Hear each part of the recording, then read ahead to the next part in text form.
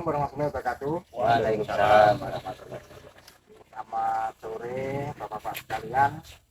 Kita berkumpul di sini dalam rangka untuk melaksanakan program desa, yaitu untuk pembudidayaan belut. Nah, di antaranya apa? Di antaranya kita harus mempersiapkan, satu adalah media di sini adalah berupa sebilah tanah dan alat-alat berikutnya, yaitu berbentuk kolam.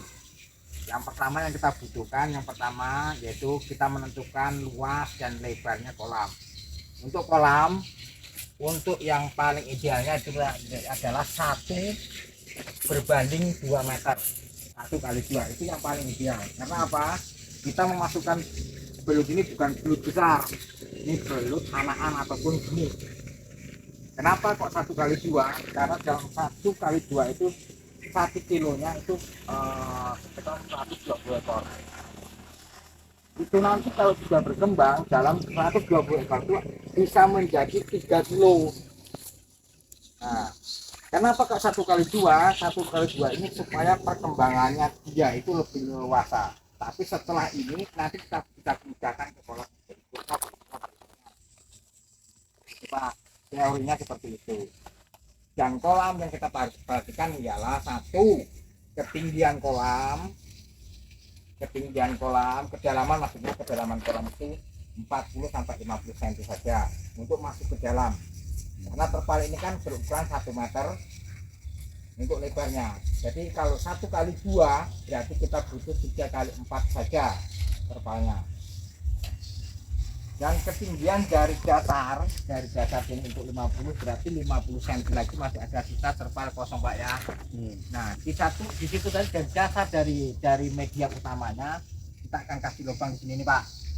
Kita lihat level air itu turunnya kemana, kita buat di sini. Nah, dari dasar ini tadi di lumpur itu tadi kira-kira dijarakkan sekitar 5 cm aja, Pak. Air itu untuk lebih dari lubangnya, Pak, 5 cm.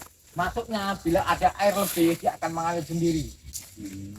Nah, dan lumpur air itu tadi dia akan kita kontrol 5 cm aja, Pak. Kita perlukan belut itu nggak bisa air banyak, air kering juga nggak bisa. Kalau bahasa Jawanya kan nyemek-nyemek. Nah gitu. Jadi level pertama, level air itu turun kemana kita harus perhatikan. Supaya apa? Supaya kita nggak susah tiap hari kita nguras, tiap hari kita apa kan itu langkah pertamanya dari kolam. Terus langkah keduanya, Pak, untuk media yang diperlukan, ketika pisang ini tidak benar, pupuk kandang dan lumpur beberapa ekor. Nah, ini Pak.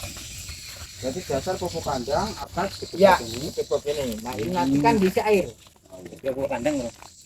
Nah, Ini dilemburin eko. Iya, oke. itu apa pupuk kandang di bawah, kenapa? Ya akan membusukkan ini, Pak. Iya. Supaya nanti kita isi air, nanti dia mengendap ke bawah dan ini akan jadi busuk. Karena apa? Ini ada hormonnya, Pak. Iya. Nah, setelah 2 minggu fermentasi ini baru kita bisa masukkan bibitnya. Karena apa? Biar netral, Pak. Biar netral. Yang seperti tempat Mbah Ali itu fermentasi sudah jadi. Tapi untuk kondisi kolamnya belum memenuhi syarat. Ya.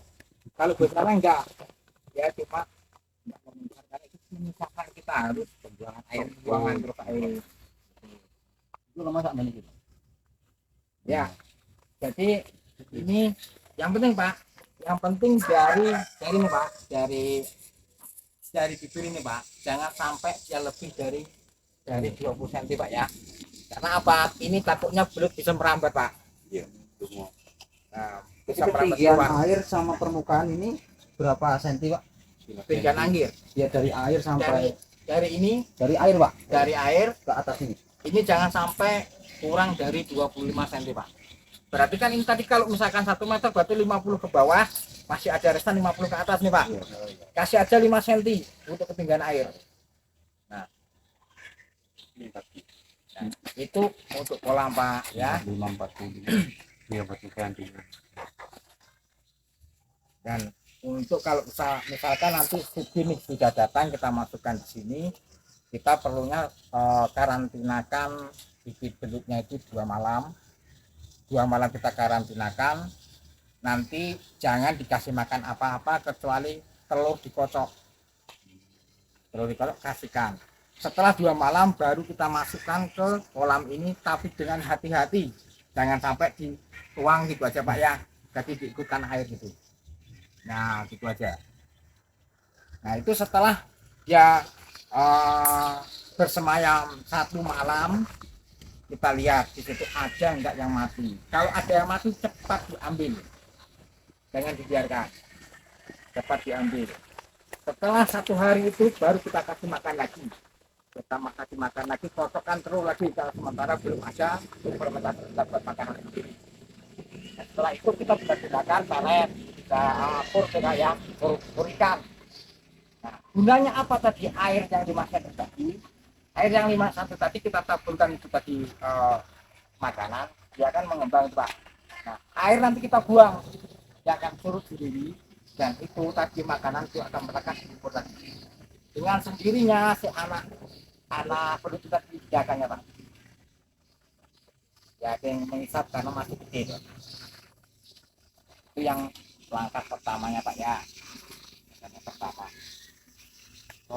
Kira-kira Bapak-Bapak mau bertanya masalah apa, silakan nanti saya jawab. Persiapan bola. Yang tadi Pak, juga orang yang ke atas tadi mungkin bisa kembalikan. Yang di atas permukaan sini. Kayak gitu. Kan kok lemahnya kurang. Itu masih di bawah ya. Maksudnya di atas permukaan. Oke. Ini nanti kan akan nanti Pak ya, mengendap habis. Jadi dari permukaan sana masuk ke dalam 50 cm masih ada sisa 50 cm Pak ya untuk terpal. Iya. Masuknya begini. Ini dari sini kita naikkan 5 cm itu untuk kadar air. Iya Pak. Jadi 5 cm dari media ini. Nah, media ini berarti 5 cm di sini Pak ya. Iya Pak. 5 cm. Nah, dari 5 cm ini kita naikkan coba. Ya enggak akan kurang dari 30 cm Pak. Dan gunanya supaya belut ini nggak bisa naik Pak. Jadi dari 5 cm ini kita akan buat lubang di sini. Ya Pak. Iya Pak. Jadi air ini akan selalu terkontrol dengan ketinggian dia 5 cm Pak, nggak lebih. Di ketinggian air nggak akan lebih dari 5 cm. Dengan sendirinya kalau ada air melimpah dia akan keluar ke lubang sini Pak, keluar sendiri. Makanya dipastikan levelnya harus turun ke bawah kolam ini. Itu untuk memudahkan kita membudidaya. Jadi nggak perlu tiap hari kita harus kuras. Jadi ini bisa dikasih paralon sana ya, bukan sampingnya kasih paralon sana. Kalau nggak mau di paralon cuma gali aja, yang penting lagi turun nggak apa-apa. Terus yang kedua Pak, apabila nanti belut ini sudah masa panen 3 ke 4 bulan, setelah itu ini kolam nggak bisa dibegitukan aja langsung dicuci Pak, harus dicuci, dicuci semua, dibersihkan supaya apa, di situ kan banyak nanti bekas belut mati, dia meninggalkan penyakit Pak. Takutnya sisa itu tadi jadi penyakit belut yang mau kita masukkan kembali.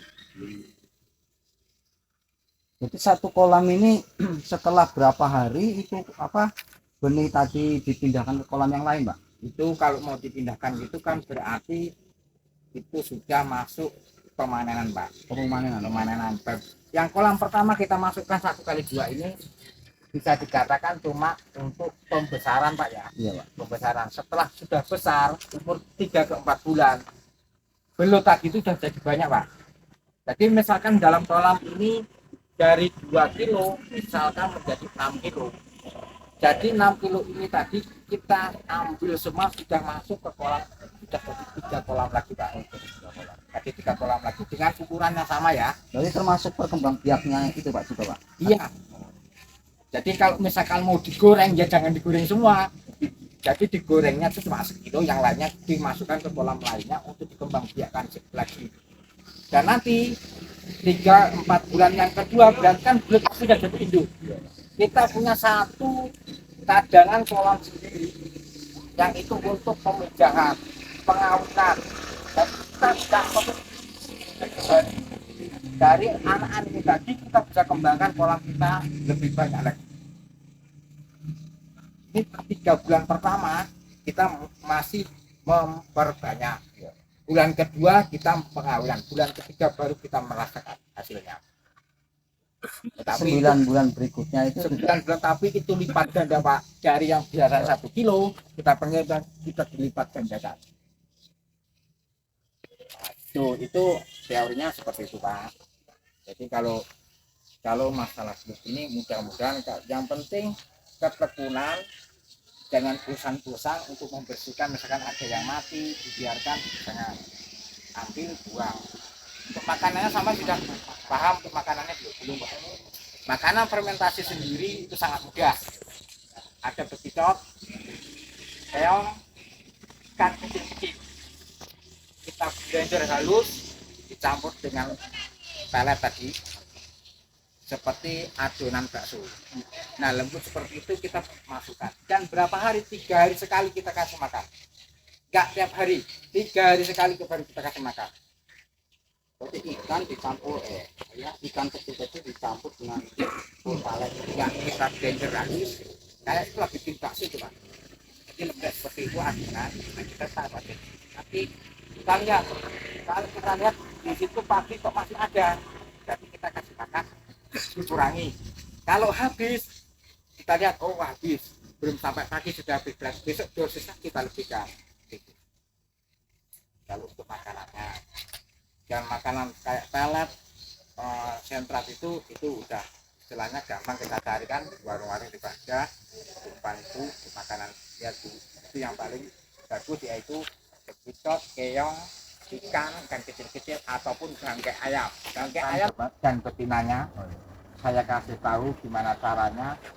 Dan untuk pemijahan, untuk menjadikan dia pengawinan supaya jadi berbuah atau bertelur, itu nanti saya kasih tahu. Yang penting yang pertama kita kembangkan yang ini dulu, supaya jadikan belut ini jadi berkembang biak, jadi banyak. Setelah kita jadi banyak, itu ke umur ke 8 bulan sudah layak untuk jadi indukan. 8 bulan sudah layak jadi indukan. Jadi kolam seperti ini juga ini tidak pengaruh dengan air hujan ataupun cuaca panas. Oh tidak, tidak, tapi tidak bagus juga langsung panasnya langsung kena langsung ayam. Walaupun habitatnya si belut ini memang dirawat kena panas, itu lain. Dia asli alamnya, kita kan ini alam buatan dia, kita buat, itu lain. Jadi kalau bisa ya seperti ini, ada tempat kecil. Kenapa kok dibikin air kayak gitu? Supaya air ini natural terus Pak, ya, supaya kondisi dia itu stabil. Ada yang kurang paham? Terus mungkin penutupnya itu mungkin yang standarnya apa? Yang kita bisa beli Kalau misalkan kita bisa berkembang, bisa ada modal lebih dari hasil ini, bisa kita gunakan seng, bisa kita gunakan paranet, bisa dengan arti tertutup semua di dalam, itu lebih bagus. Oh, tertutup kandang ini lah. Seperti itu lebih bagus, misalkan ada seperti itu lebih bagus. Tapi itu kan perlu modal yang banyak. Tapi kalau kita tekun Pak, dengan budidaya belut, insya Allah Pak, ini sudah banyak teman-teman saya yang membuktikan dari modal 2 kilo aja. Sekarang kolam dia 280 kotak. Dengan omset, Mohon maaf Pak, untuk kolam ini misalkan diganti tidak menggunakan terpal Pak, seandainya apa mau menggunakan apa? misalnya menggunakan tor ataupun Permanen nanti misalnya bisa. Nggak jadi masalah mau permanen mau apa, yang penting ada tempat pembuangan airnya. Ya, kalau dari semen itu agak lama sedikit karena kalau semennya itu Pak ya. Jadi caranya ya kita ditutup ini, kita gosok-gosokkan supaya bau semen itu hilang. Itu kayak apa, kaporit dolomit, itu bisa untuk menghilangkan bau. terus seandainya ini kan bukan kayak lembut Pak ya, Dikai tanam itu bisa nggak diganti dengan itu nanti dipotong-potong itu salah. Nah, ini tanah ini Pak, ini bukan lumpur ini Pak, Oh. tanah Berarti harus lumpur apa, Pak? lumpur kan banyak kalau lumpur-lumpur di pare-pare itu pakai lumpur. Ini kan tanahnya Pak, karena ini mineral ini Pak, ini bukan lumpur, ini mineral. Makanya pendukungnya apa kok dikasih pupuk kandang ini untuk natural kan, karena apa, kita ngambil lumpur itu kita bawa ke sini, bukan hakikat aslinya dia. Kalau dikasih itu dia akan natural Pak, keseimbangannya itu ada. Lumpur yang penting latanya Pak Yoga ya, sudah cukup ya, meskipun Cukup. tipis-tipis ya. Habis ini Pak ya, kan habis ini ya, habis pupuk ini, misal dikasih ini apa, kotoran sapi lagi, habis Dua sap gitu maksudnya. Oh. Enggak apa-apa Pak, enggak apa-apa, enggak masalah. Yang penting lumpurnya yang penting tadi jangan sampai lebih, maksudnya begini Pak, kalau kita banyak lumpurnya kita kasih lebih daripada 50 cm ataupun kalau kita gali ke dalam 1 meter, nanti kan sampai kalau panen susah. Kesana kenapa? Nyari belutnya itu loh Pak, nyari belutnya itu yang susah. Nah nanti kalau sudah jadi kan ada anak-anak kayu itu di jalan kita ya, kita ikat ini Pak, begini kita geser, kita kotak, kita tap. Fungsinya apa? Fungsinya kalau besar mau panen kita nggak susah, kita tinggal tarik kayu tadi kita angkat, si belut itu sudah ikut semua tuh, tinggal jadi nggak, sisa-sisanya aja yang masih di situ kita baru kita cari. Dan mohon maaf Pak, misalkan ini apa, komposnya ini nggak punya kotoran sapi, menggunakan kotoran kambing, bisa atau tidak Pak? Kalau kotoran itu yang biasa saya meter bisa pakai kandang Pak, kandang itu Itu bisa Pak ya. kambing itu memang bisa, tapi biasa saya pakai cuma untuk sapi, karena kalau sapi ini memang yang terbaik untuk saat ini, yang paling bagus pupuk sapi. Yang saat ini kami apa praktek di lapangan, makanya menggunakan pupuk kandang dari sapi. Kalau ayam itu Pak nggak bisa digunakan itu, karena itu ada zat, yaitu bukan kok bikin nyaman untuk binatang air, sebetulnya itu malah kalau dari saya ya Baiknya kompos sapi Pak. Kompos sapi. Apa yang kompos sapi itu kan seperti pemasak tuh ya. Ada juga yang masih apa itu? jangan Pak, maksudnya yang Pak ya, ada kita kirim Pak ya. Oh iya.